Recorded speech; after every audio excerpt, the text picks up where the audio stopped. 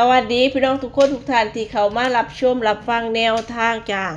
มาพบกับแนวทางหุ้นดาวโจนส์รอบปกติของเฮาจ้ามือเลขจะสำหรับดาวโจนส์มือนี้เนาะแนวทางค่ำคืนวันที่23เดือน12ธันวา2568จ้าก่อนสิไปรับชมรับฟังแนวทางหุ้นดาวโจนส์มื้อนี้ก็เดี๋ยวมาสรุปแนวทางเก่ากันก่อนเนาะแนวทางคนที่20เดือน12ที่ผ่านมาจ้ะ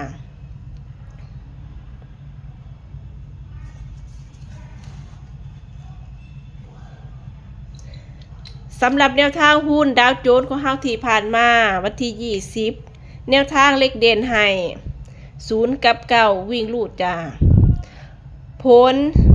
บนจ้ะ489ล่าง04สำหรับแนวทางของเฮามือสุดท้ายถือว่าปังจ้ะบนมา489จับคู่ผ่านไปเนาะเขามา89โอเล็กพี่น้องเลยตัวนี้เด่น9รุ่น9ของเฮามาบนจ้ะล่าง04เข่าตรงจ้ะเด่น000มาล่างเน้นพิษโตเน้น0506มา04แต่ก็มาให้ตรงเนาะ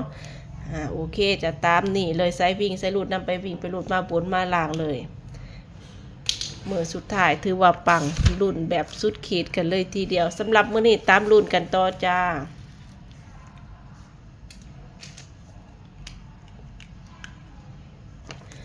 ก่อนสิไปรับชมรับฟังแนวทางฝากด้วยละกันเนาะฝากพี่น้องกดติดตามฝากกดไลค์ด้วยละกันนอกจากสำหรับพี่น้องที่เข้ามารับชมแนวทางใหม่ๆกะอย่าลืมกดติดตามแล้วก็อย่าลืมกดสั่นกระดิ่งไว้นอกจากเผื่อสิได้บ่พลาดแนวทางที่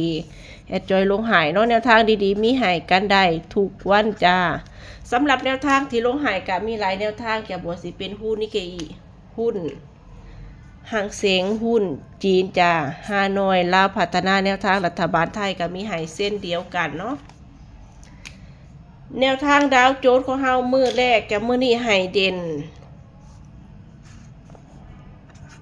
5กับ4วิ่งรูดจะ5-5-4-4คือเบอร์เลขเด่นเด้อจ้ามักตัวใดชอบตัวใดวิ่งรูดได้จ้าจับคู่เด่น5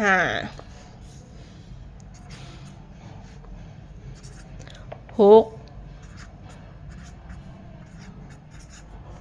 5 8 5 9 5 0สำหรับเด่น4วิ่งรูด4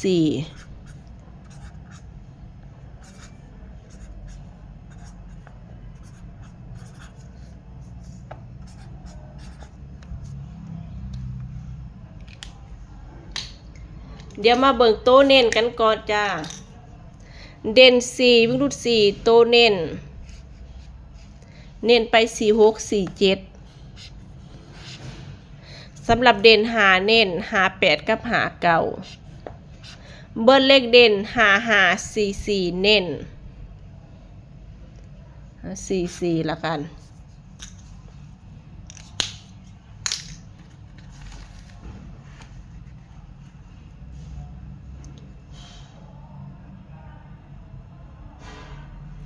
โอเคเรียบร้อยจ้ะสำหรับแนวทางหุ้นดาวโจนส์ของเฮาวันที่23มื้อนี้ก็ตามนี่เลยจะคอยมาปังๆเด้งๆเต็ม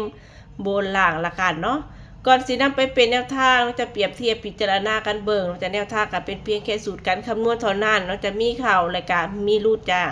แนวทางที่แอดจอยลงให้แต่ละแนวทางทุกๆแนวทางแต่เกิดว่าแนวทางยังบ่มาตามสูตรยังบ่เดินกะสามารถพักไว้ก่อนได้เนาะอันนี้คือบ่มีการบังคับกันแต่อย่างใดนอกจากก่อนสินำไปเป็นแนวทางเปรียบเทียบวิเคราะห์กันอีกทีหนึ่งละกันเนาะจากนั้นก็คอยมาปังขอให้เฮงปังรวยๆกันทุกคนทุกท่านจะฝากไว้เพียงสำนี้ละกันเนาะไว้เจอกันใหม่คลิปหน้าจ้า